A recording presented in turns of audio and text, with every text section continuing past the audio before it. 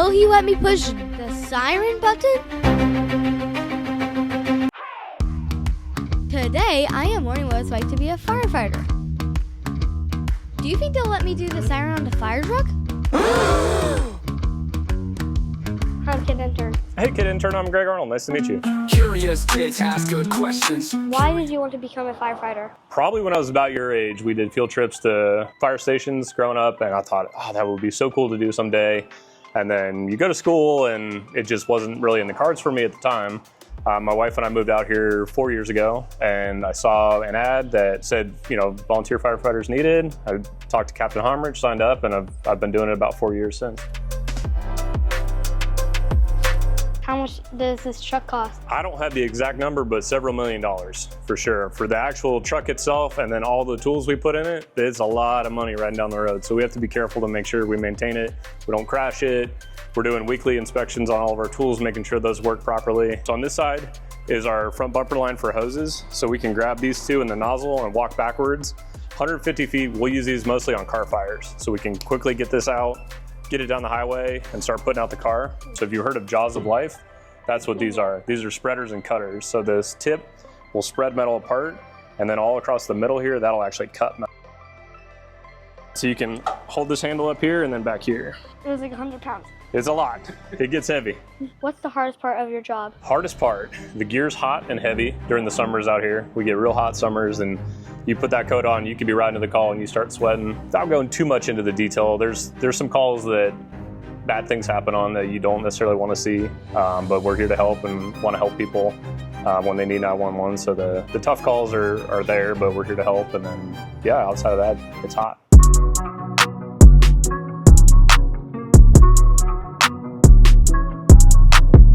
Hear the big siren that sounds like a typical fire truck going down the road? That's this right here. It makes a big woo up and down.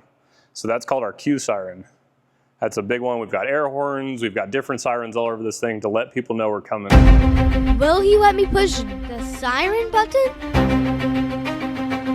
What's the most fun part of your job? Most fun part, driving this thing. It's really fun to drive down the road, lights and sirens, cruising through. It's a lot of fun to ride in the truck. We can go around this way. So this is where our engineer sits. The engineer's job is to drive to the fire. And when we get there, if it's a fire, they're pumping the truck. They're sending water.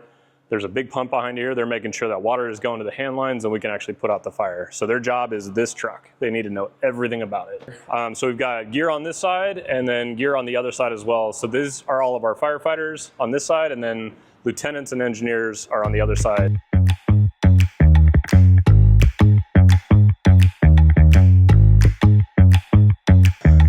You want to hop up in the seat here. Will he let me push the siren button? I can show you a little bit of what it looks like. I don't know. It's tall. It is tall. It's a ways up there.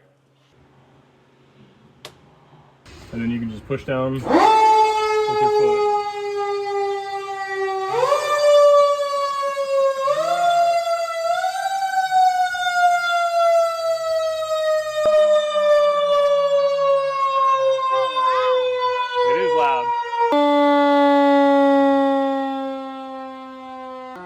What do you think about that? Cool and loud. Loud? All that noise came out of this little box right here. If you come close, you can actually see it spinning. Mechanical siren, so it spins and gets real loud like that. But all that noise comes from right there. And then the other pedal that's in there is like a big air horn that comes out of these two tubes here. That's the honk as we're going through intersections. But it has to be that loud because they make cars these days so soundproofed that it's hard to hear that when you're inside some cars. If you have the music up a little bit, it can be hard to hear. So they give us really loud noises so that people know we're coming. So this is our engineer's panel. This is how you make water come out of the truck. So all of these are for different spots on the truck. So like this red one, if I pulled that, would charge that red hose up there. Yellow would charge that one, and then brown doesn't really match, but it would be that orange. And keep going. You'll see how wide these get. Oh, it's like sharp in there. Yeah, it is. So it can grip onto metal. That way it's not slipping around. You'll see how wide these get. Cool saws. So this one's really good for cutting floors. You can see the big round wheel on the front end of it. So we can cut through floors well with that. And then this is our roof saw. So if we needed to cut a hole on top of a roof, we can use that. So this is our engineer's compartment. So it has all kinds of fittings. If we're taking different kind of hoses, we can do that. We've got the hydrant wrench that we can actually open up the hydrant and get water flowing. Another very important tool is this cooler full of waters. Get thirsty sitting on calls for a while, so we use a lot of waters. Go up one more step. So we can raise this up and then turn where we want the water to go, and we can turn it around side to side. So we can put out a lot of water this way. If a house is really, really burnt and it's not safe to go inside, we can use this and put a lot of water on it to put it out. Is like a pressure washer? Like a lot stronger than that. If we turn this on, we could hit those trees all the way over there, no problem. It goes a long, long ways. You can check out some of these other trucks if you want. Yeah. Cool. Half of the video is just going to be me climbing down. They've outlawed fire poles at a lot of stations. Really? Some of the old legacy ones, but they deemed them too unsafe that people could be asleep in the middle of the night. We can't always rely on hydrants. We have to bring our own water to the fire to be able to fight it. So this has 2,000 gallons of water inside of it. So if we combine it with that, we have 3,000, so we can work a little bit longer, and a lot of stations have tankers. So if there's a big fire, we'll have engines going, tankers going, all kinds of stuff there. The stat is 70% of all firefighters across our country are volunteers. 30% are paid, 70% are volunteer. A lot of counties don't have funding to pay guys to sit in the station all the time.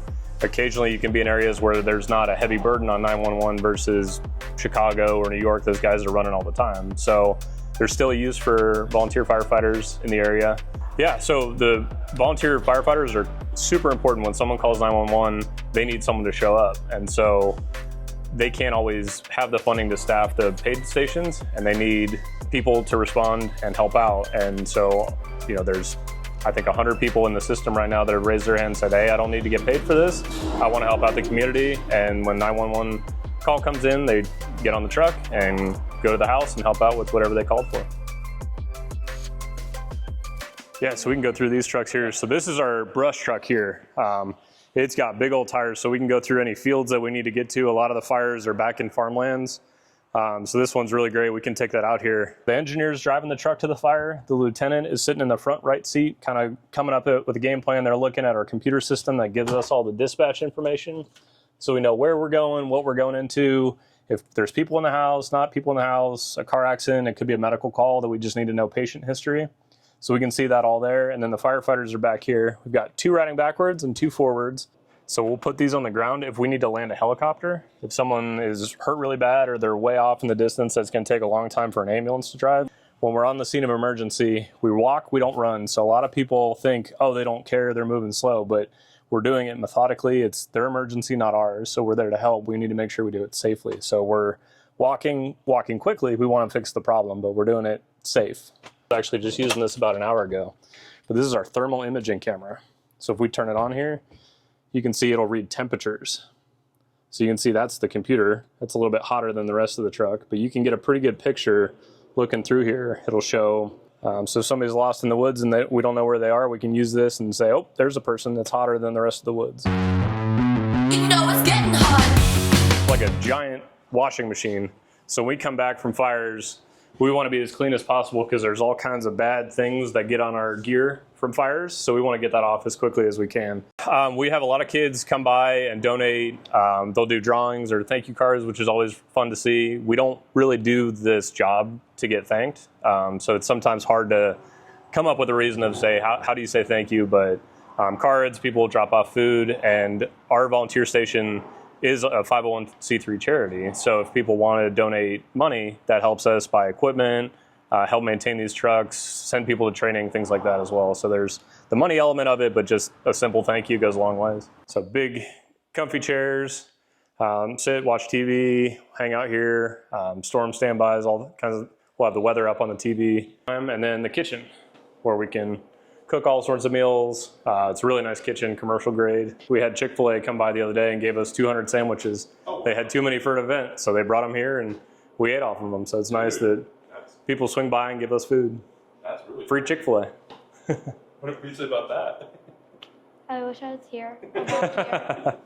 Out here, I'll show you what the bedrooms look like, and I'll show you our gym where we can work out.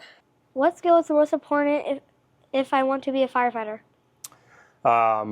Strength is a big one, so start working out, get that going, but a lot of it is mental, having the right frame of mind, knowing that you can do it, being confident in what you're doing is a huge part of it. So strength is great, but having the right mental headspace to know I can do this, I can do hard things, that's key.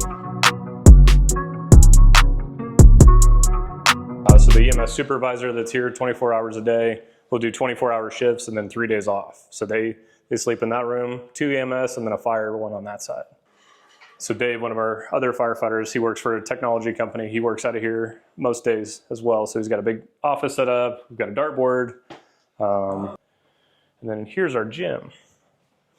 Big part about, like I was talking about earlier, is physical fitness is hugely important. You saw how heavy that coat was. Once you put it on, you got to be ready to really work once you get on these scenes.